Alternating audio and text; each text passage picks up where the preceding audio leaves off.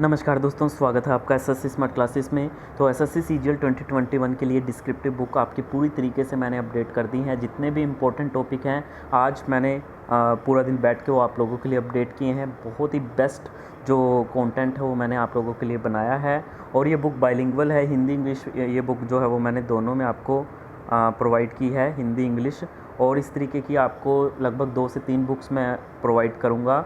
ये सारे टॉपिक जो आपको दिख रहे हैं, ये सारे टॉपिक आपको मैं इस पीडीएफ में जो है वो करवा चुका हूँ। इसके अलावा आपको इस पीडीएफ में जितने भी लेटर हैं, इनफॉर्मल फॉर्मल कैसे उनको लिखना है, प्रेसिस हैं, जो इम्पोर्टेंट ऐसे हैं, स्कीम्स है गवर्नमेंट, वो सब की सब मैंने इसमें पीडीएफ में अपनी करवाई है। काफ़ी सारे स्टूडेंट ले चुके हैं और ये टाइम टू टाइम अपडेट करता रहता हूँ मैं। और ये बहुत ही रीज़नेबल प्राइस में है। अगर आप बाकी जो है वो मार्केट में अगर आप बुक्स लोगे, किसी परचेज़ करोगे तो बहुत ही ज़्यादा कॉस्टली है और वो फुली अपडेट भी नहीं होती। इसमें जो कंटेंट है वो आपको बिल्कुल जेन्युइन कंटेंट मिलेगा, to the exam oriented content मिलेगा। तो बहुत ही अच्छी बुक है और काफ़ी अच्छे तरीके से मैंने बनाई है।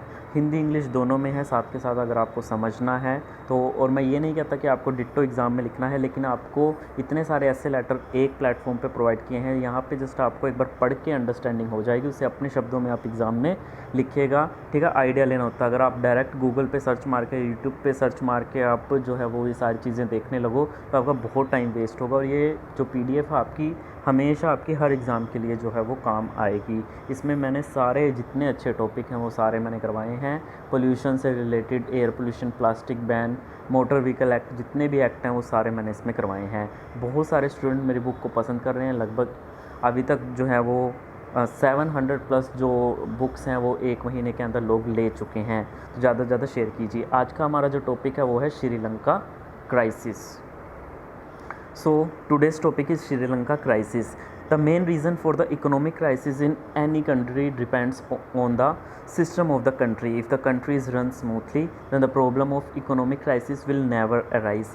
There is a huge economic crisis going on Sri Lanka right now. Everything there has become very expensive, due to which the people have been suffering a lot. आगे मैं बिल्कुल डिटेल में भी आपको बताऊंगा, आपको आइडिया हो जाएगा।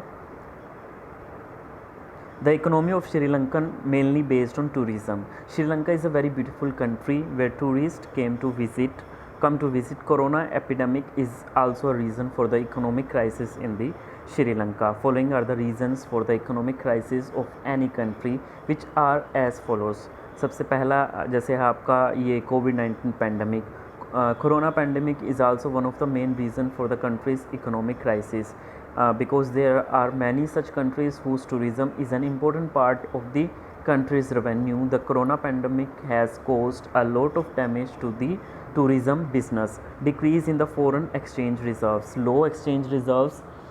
Low foreign exchange reserve are also the reason for the economic crisis. Due to the decrease in the foreign exchange, the people of the country have to buy foreign currency first to import goods, due to which the country's rupees depreciate. Tax cut हो गया. The country also has to face economic crisis due to the tax deductions, because the tax cut cause huge loss in the revenue of the country, due to which the country may face economic crisis. And the last one is foreign debt.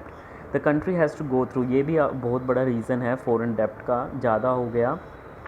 The country has to go through a period of economic crisis even with the foreign debt. Excess foreign debt creates economic crisis for the country, the effect of which the people there have to suffer. Therefore it is important to run the country properly and smoothly, so that the country never has to face economic crisis. आगे मैं थोड़ा सा और इसको detail में बता रहा हूँ ताकि आपको एग्ज़ाम में वो पॉइंट्स जो हैं वो लिख सको। बिल्कुल डिट्टो मैं नहीं बोल रहा हूँ, लेकिन आपको एक आइडिया, एक अंडरस्टैंडिंग सिर्फ पढ़ के ही आ रही है। इसलिए भी ये पीडीएफ बहुत ज़्यादा ज़रूरी हो जाती है आप लोगों के लिए। इतने अच्छे तरीके से मैंने बताया है, इतना आपको मतलब किसी भी यूट्यूब चैनल वाले ने इतने अच्छे तरीके से नहीं करवाए होंगे। ये जो बुक है people's anger against Sri Lanka's president Gotabaya Rajapaksa is on the rise. The country with a population of 2.2 crore is battling with its biggest economic crisis ever since it's independence in 1948 में स्वतंत्रता के बाद से ही ये जो कंट्री है बेसिकली जिसकी 2.2 करोड़ पॉपुलेशन है वो लड़ रही है अपने जो इकोनॉमिक क्राइसिस है तब से ही लड़ रही है। Due to the acute shortage of essential food items and fuel people have been protesting against the government by taking to the streets for almost a month. During this, they are also having a clash with the police after resignation of Mahinda Rajapaksa as prime minister. The supporters clashed with the उसके जो supporter हैं वो basically protester के साथ उनकी झड़प हुई इन विच 8 people died and more than 200 people were injured. The government is not able to import other essential goods including fuel because उसका जो फॉरेन एक्सचेंज रिजर्व्स है वो एम्प्टी हो चुका है, तो वो फ्यूल जो है इंपोर्ट करने में असमर्थ रही। People are facing hours of power cut, they are living without electricity for 13 hours. The middle class and the poor people are struggling due to the shortage of the food items and their high prices. The currency there has also completely fallen. However, जो IMF है उसके बारे में बातें जो है वो relief की शुरू हुई। The economy has suffered due to the economic mismanagement of the government, इसी की वजह से सफ़र किया गया। डिसीजन बिल्कुल नहीं लिए गए एक साथ, सारे पॉइंट्स जो हैं वो जो वहाँ के प्राइम मिनिस्टर ने, वहाँ की जो गवर्नमेंट है उन्होंने गलत लिए। The working paper of the Asian development bank for 2019, मतलब उन्होंने एक वर्किंग पेपर में एशियन डेवलपमेंट बैंक ने 2019 में कहा था कि जो श्रीलंका है इज़ अ डाउबली डेफिशिएंट इकोनॉमी, ठीक है, और ये कर्ज में डूबती इकोनॉमी है और काफ़ी इस पर डाउट है, ठीक है, तो इसको जो है वो लोन नहीं देना चाहिए।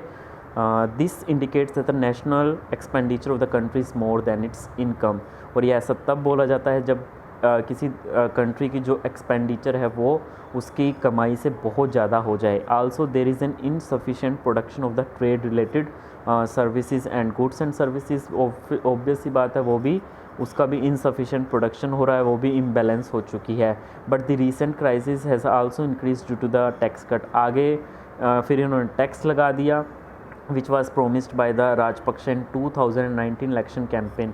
अब 2019 के इलेक्शन कैंपेन थे, जीतने थे, तो इसके लिए भाई उन्होंने बोला कि हम तो टैक्स कम कर देंगे, हमें वोट दीजिए। अब इसका परिणाम क्या हुआ जो आपके सामने ही है, टैक्स डिडक्शन से और ज़्यादा इकोनॉमी जो है वो इफ़ेक्ट करेगी। This happened a few months before the कोविड-19 pandemic which further ruined the economy. Here the tourism industry पे इफ़ेक्ट हुआ पैंडमिक का। दिस इंडस्ट्री पे a big role in strengthening the economy here. और जो उसके बाद रिडक्शन हुई रेमिटेंस की। रेमिटेंस बेसिकली जो अब्रोड से पैसा आता है, जो इंडिया के जो इस कंट्री के, श्रीलंका के जो सिटीजन है जो बाहर दूसरी कंट्रीज़ में जॉब करने गए हैं, तो वो क्या करते हैं अपने देश में पैसा भेजते हैं, तो वो उसकी रिडक्शन हो गई। After this the credit agencies downgraded Sri Lanka's rating and remove it from the international capital market. और ये जो सभी चीज़ें हैं, all this things had an impact on the डेप्ट management of the Sri Lanka which also depended on those markets. Its foreign exchange reserves fell by 70% in the 2 years. Another decision of the government hit the last nail in the coffin of the economy. कैसे? The government banned all the chemical based fertilizer in 2021. This decision was later reversed. लेकिन इस decision को दोबारा वापस ले लिया गया, लेकिन तब तक बहुत देर हो चुकी थी। This has affected the agriculture sector of the country and almost important rice crop has declined. और फरवरी के मंथ में ये 2020 सेकेंड कर लेना, Sri Lanka had only $2.31 billion left in its foreign exchange reserves, but it had to face difficulties in paying about $4 billion of debt in 2020। लेकिन उसको इतना कर्ज चुकाना था 2022 में, तो उसको डिफ़िकल्टी आ रही थी क्योंकि फॉरेन एक्सचेंज रिज़र्व में सिर्फ इतना ही बचा था। It also includes $1 billion of international sovereign bonds which matured in जुलाई।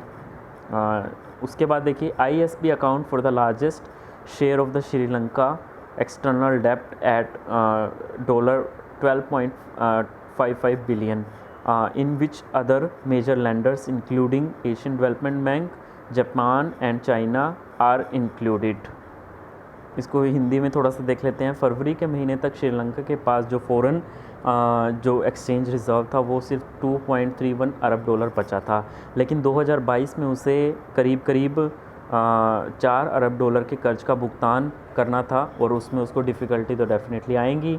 अब इसमें क्या था, जो 1 अरब डॉलर के जो अंतर्राष्ट्रीय इंटरनेशनल सोवरेन बॉन्ड थे ISB वो भी शामिल हैं, जो जुलाई में क्या हुए थे, मैच्योर होने थे। ठीक है, वो पॉलिसी जो है वो जो लोन वाली पॉलिसी है वो जुलाई में उसको मैच्योर करना था। अब ISB का श्रीलंका में क्या था, श्रीलंका के विदेशी कर्ज में सबसे बड़ा हिस्सा था, बहुत ज़्यादा जो लोन है वो प्रोवाइड किया था, और जुलाई में उसका मैच्योरिंग पीरियड आ चुका था, तो वो लगभग 12.55 अरब डॉलर था। अब इसमें एशियन डेवलपमेंट बैंक था, जापान था और चीन था, तो ऐसे कई जो प्रमुख ऋणदाता थे वो शामिल थे, तो इनका कर्जा तो अभी चुकाना ही पड़ेगा अब जो शामिल हैं। The IMF, while reviewing the country's economy, said public debt had risen to unsustainable levels and the foreign exchange reserves were insufficient to pay off debt in near future. On the behalf of Citi Research, it was said that the findings of IMF report and the recent measures are not enough to restore the vitality of the debt. Before going to the IMF, Sri Lanka's devalued its currency, increased inflation, which also increase the difficulties. अब जैसे जैसे महंगाई बढ़ेगी आम जनता की problems जो है वो बढ़ेगी, और श्रीलंका जो है वो ऑलरेडी अपना जो करेंसी है उसको डिवैल्यूड कर चुका था। They were forced to stand in long queues for hours to get essential food items and fuel. Rajapaksa seeing the situation deteriorating sought help from the China and India especially to import fuel। अब import उन्होंने उस time पे किया नहीं था क्योंकि उनके पास foreign exchange reserve नहीं था, लेकिन अभी जा कर के इनकी आँख खुल रही है और अब ये जा कर के फ्यूल के इंपोर्ट के लिए मदद मांग रहे हैं। लगभग $500 million line of credit for diesel signed with India in February, और Sri Lanka has signed a 1 billion line of credit with India for the import of essential goods including food and medicine. Along with this, the Rajapaksa government has asked for an additional $1 billion for Delhi से भी उन्होंने मांगे। After a 1 billion swap with Sri Lanka Central Bank और $1.3 billion syndicated loan to the government। उसके बाद syndicated loan basically क्या होता है, एक ग्रुप ऑफ लैंडर्स होते हैं जो बेसिकली जिनके अंदर इंक्लूड होते हैं काफ़ी सारे कमर्शियल बैंक्स और जो फाइनेंशियल इंस्टीट्यूशंस होते हैं, जो इन्वेस्टमेंट बैंक्स होते हैं जो इन्वेस्टमेंट प्रोवाइड करते हैं, तो उसी का ग्रुप है। तो उससे इन्होंने क्या किया था, $1.3 बिलियन जो था उसका किया था अदला बदली। तो so China is considering a 1.5 billion loan facility and a separate 1 billion loan to the country. तो मतलब यही है, श्रीलंका ने भोजन और जो भी दवा सहित आवश्यक वस्तुओं के इंपोर्ट के लिए भारत के साथ $1 अरब के ऋण समझौते पर जो है वो हस्ताक्षर किए। इसके साथ ही दिल्ली से भी उन्होंने, नई दिल्ली से भी इसके अलावा $1 अरब की एडिशनल डिमांड की है। श्रीलंका के केंद्रीय बैंक के साथ 1.5 अरब की अदला बदली और सरकार को $1.3 अरब के सिंडिकेटेड ऋण के बाद, ठीक है, $1.3 अरब का जो उसको सिंडिकेटेड ऋण है, उसके बाद जो चीन है उसको $1.4 अरब की ऋण सुविधा और देश को अलग से $1 अरब का ऋण देने पर ये जो चीन है वो उसको कंसिडरेशन में ले रहा है। आई होप ये वीडियो आपको अच्छी लगी होगी। इसमें आपको पूरा एक मैंने आपको आइडिया दे दिया कि कैसे कैसे आपको ऐसे लिखना है। कीवर्ड्स मैंने आपको बता दिए कि कैसे कैसे आपको ऐसे के बारे में लिखना था। श्रीलंका है, क्राइसिस कैसे आया उसके ऊपर, वहाँ की गवर्नमेंट ने गलत डिसीजन लिए, टैक्स डिडक्शन कर दिया और फॉरेन एक्सचेंज रिज़र्व बिल्कुल वहाँ का ज़ीरो हो गया। कोविड-19 पेंडेमिक है, इसकी वजह से भी और कंट्री पर डेप्ट बहुत ज़्यादा आ गया। कंट्री ने फ्यूल इंपोर्ट नहीं किया, केमिकल जो भी फर्टिलाइज़र थे उनको बैन कर दिया, एग्रीकल्चर सेक्टर वहाँ पे बैडली इफ़ेक्ट हुआ। तो ये सारी चीज़ें जो थी उन्होंने करी थी, ठीक है। जितने भी केमिकल बेस्ड फर्टिलाइज़र हैं, टैक्स की डिडक्शन नहीं की थी क्योंकि इलेक्शन पे उन्होंने बड़े बड़े वादे किए थे वहाँ की गवर्नमेंट ने, प्रेसिडेंट ने, तो इस वजह से ये सारी दिक्कत आई थी। आई होप वीडियो आपको अच्छी लगी होगी, तो लाइक शेयर सब्सक्राइब कर दीजिए। धन्यवाद।